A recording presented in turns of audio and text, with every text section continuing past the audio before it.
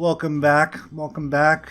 I'm welcoming myself back more than you, and almost as much as you, and actually not quite as much as you, because I'm back too. Took a little break, had a little bit of stress, the new job, new situation happening, so now it is finally time to finish the story of the shitty roommate. The shittiest roommate. Now, when we last left, he had taken an expedition into the rest of the bungalow, or apartment, or I guess it was kind of like a cottage kind of situation. And this time he's going to make one last entrance into the rest of the cottage. But I'm getting a little ahead of myself, so let's paint the scene a little bit. Picture yourself as someone who has a roommate that is so unpredictable and probably insane, a little bit stupid. He's put shit just about everywhere a person can put shit and reasonably expect to live in a place, and even places where you wouldn't expect to see shit and reasonably live in a place. So that is where we are.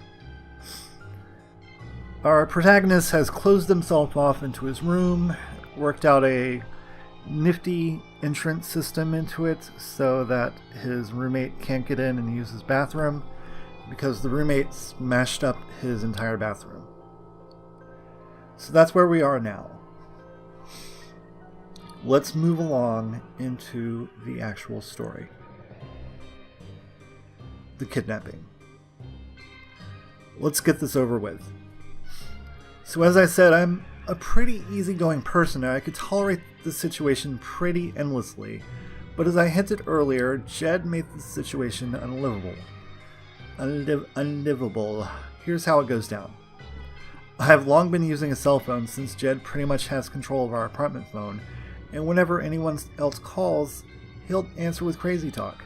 To my knowledge, he still has access to the storeroom and Long's drugs, which he has been stealing crates full of random stuff from. Anyway, lately Jed was more active than usual. I hear a lot of heavy stuff getting dragged around and crashing, lots of moaning, hollering, and other psychotic outbursts. One evening, I hear Jed making a hell of a lot of noise, then silence. Then I hear the front door slam and his truck goes off. A while later he comes back, I hear more slamming into things and a bunch of really high-pitched, loud vocalization, kind of like whales mating. I get a call on my cell phone. This is basically how it goes.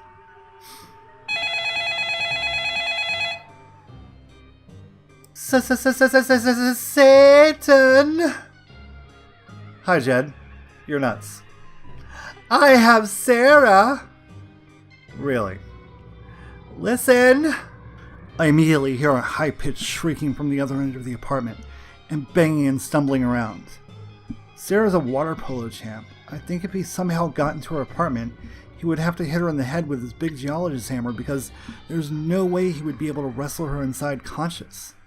At any rate, I bet at the time he hadn't grabbed Sarah, and the high-pitched screaming was really that crazy motherfucker. I've been getting all kinds of crazy phone calls from Jed lately, so I call bluff. That sounds like you, Jed. Come and see! I need to study. Bye, Jed. Click. This is a very normal response for me, because by this point Jed had been calling me and saying all kinds of crazy shit. Basically, if I can hear him through the wall, I completely disregard anything he might say on the phone. He's called me once and begged for help because he's stranded on the NASCAR track in the middle of the race, and I can clearly hear him through the wall, so I have a very trained automated response to Jed's calls. Hi, Jed. You're crazy. That's nice. I need to study. Bye, Jed. At this point, I smell smoke. This is very disconcerting because, as I said earlier, I have been living in fear of the whole place going up in flames. I stand up from my desk, and at that very moment, the power goes out. I hear Jed laughing like crazy through the wall. I hear what sounds like something banging against the pipes in his bathroom, and some other deeper noises, which I haven't heard before. The noises have sort of a deep bass resonance, like a big drum, as if a bull or some other large creature were banging around over there. Jed's a small guy, and I didn't think him capable of moving shit around heavy enough to make that kind of noise with that degree of frequency. Since I smelled smoke and the power was out, I grabbed my gigantic wrench, smeared some Vicks on my nose, put on my leather jacket, put on a motorcycle helmet I confiscated from Jed, and prepared myself for battle, maglite in hand.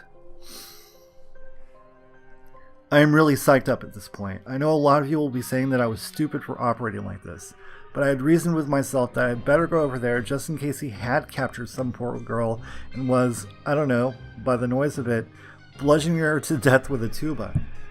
I headed around to Jed's car and looked inside. I saw he had rope and there was blood inside the cabin. I tried the door. It was locked. I smashed the window with a wrench and went inside the cabin. Behind the seat there were some bloody rags. Oh shit. At this point I decided I had better get the fuck in there and stop whatever he was up to. I felt really guilty at this point for letting it get this far. I decided that if I were to go in there and die, I would have earned it for letting him get that crazy for that long. I trucked it over to the door, set my wrench on the ground, and fumbled for my keys. I locked the door, but it wouldn't give. The door was moist. I didn't quite understand that. I pushed and pushed, but it hardly moved an inch. So I started stomping at the door as hard as I could. Eventually, I heard something slide and shift and collapse on the other side of the door, and I gave it another kick. My foot actually made a hole and went through the door, and I fell over. I started freaking out because I was worried Jed would stab my boot or something, so I struggled and hurt my ankle. I almost broke my foot from the kicking. Eventually I calmed and got my foot out of the door and body checked the door. It came flying off the hinges and came completely to pieces. Okay, so I bashed the door in. I went flying into the apartment, head first into a wall that is right in front of the doorway. The couch had been barricaded against the door, and my kicking caused it to tip over. It was still partially blocking the door. I immediately started struggling wildly once I was on the floor, flailing my wrench and maglite everywhere in case something was about to jump on me. I immediately exited the apartment, grabbed a metal patio chair, and hurled it into the blackened apartment in case anyone was in there. The motorcycle helmet was making it really hard to hear any kind of ambush, and I was covered in grease and filth from the couch, so I ditched it and proceeded inside.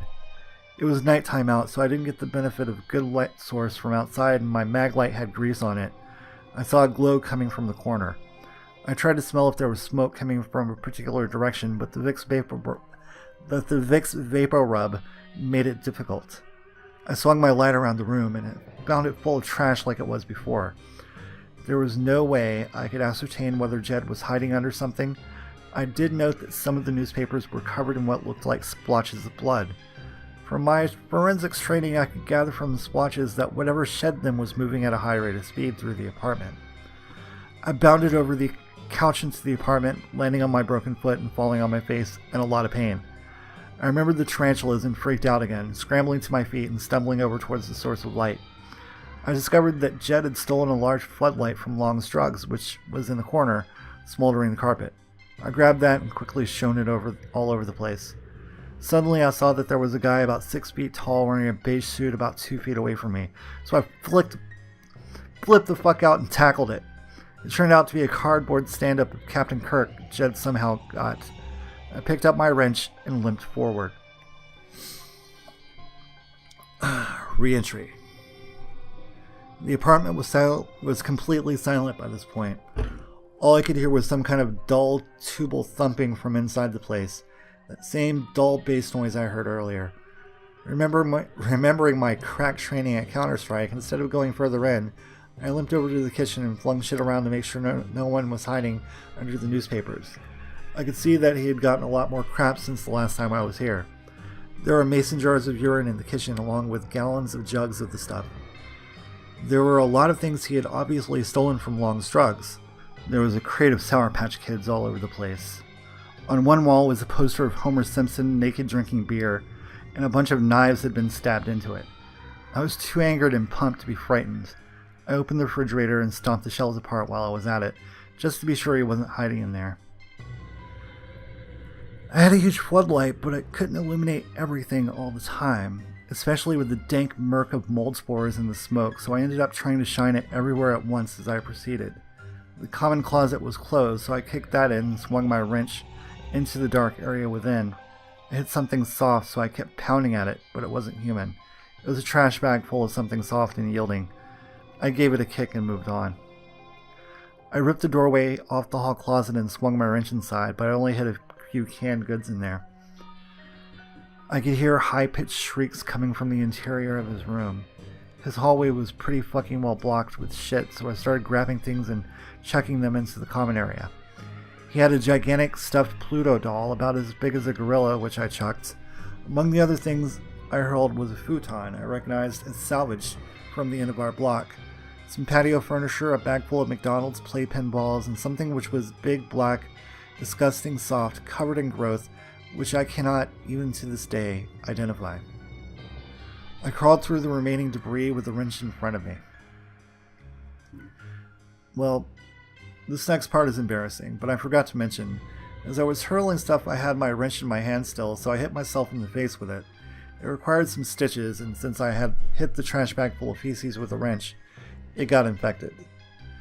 So to tally it up, we have one broken foot, one twisted ankle, one gouged and splintered shin, and one bleeding-ass face. So anyway, I am crawling through the hole I've made in the blockaded hallway. I finally realize why it's been making so much noise. The fucker has some kind of evil fortress. If my room is the fortress of light, his is the fortress of evil. And feces. I crawl through the hole and pop out in his room. My strategy when playing Doom 3, when I knew something bad was about to happen in a room I dropped into, was to run around like crazy in the dark and fling grenades. Well, instead of doing the slick commando thing and dropping to a crouch and assessing the situation, I popped out of that hallway barricade with my wrench and flashlight and ran like crazy into the pitch black room, swinging around at anything and everything. I connected with some stuff, but nothing human. My foot failed me and I fell over and crawled like mad to a corner. I dove for my flashlight, picked it up, and assessed the room. The place was full of fucking Hostess products. The guy must have stolen at least 2 crates worth of the damn things. They were still in their wrapping. Twinkies, Hostess cupcakes, all kinds of stuff. There was nobody in the room, but there was blood all over the place. I could hear that strange bass resonance from inside the bathroom. There was actually a light coming from there. It was rosy red, coming from a crack in the bathroom door. And this is where he splices in the actual description, so we're going to move on to that. The very air in Jed's room was absolutely thick with mold and smoke, which I couldn't smell from the Vicks, but it still stung my eye anyway. He had smeared all kinds of crazy gibberish on the walls with what looked like Red's lipstick, and the walls themselves were absolutely covered in growth. The barricades in the hallway must have been there for a while because they essentially kept a lot of moisture in the air in Jed's back section. Also, I forgot to mention this as well, but as I was running like a sissy through Jed's room, I knocked into his mattress, which he had leaned against the side door for a few weeks prior, my estimate. The mattress was completely soaked and very heavy, and the instant it hit me, I thought I had fallen into an insidious trap or something, so I further injured myself by trying to struggle out from underneath it. Jed was making these freaky noises the moment I burst into his room, but the echo chamber effect of the bathroom and ventilation system and the strange nature of the noises made it difficult to determine where the hell they were coming from. Also, there were tons of boxes of Hostess cupcakes and other similar products. The carpets in his room were really rank. The previous water leak had made them dank with mold, and I can only imagine what the high fecal content of the air did. It was difficult to breathe and very nearly impossible to see, which really added to my panic. It was almost like I had been buried alive. The scrawlings on the wall, though, I didn't really get to see them in much detail because I was much more concerned with other things at the time. They were just creepy. The vibrations made me think for a second or two they had tunneled under the apartment, and I'd have to go into some kind of underground basement he'd made.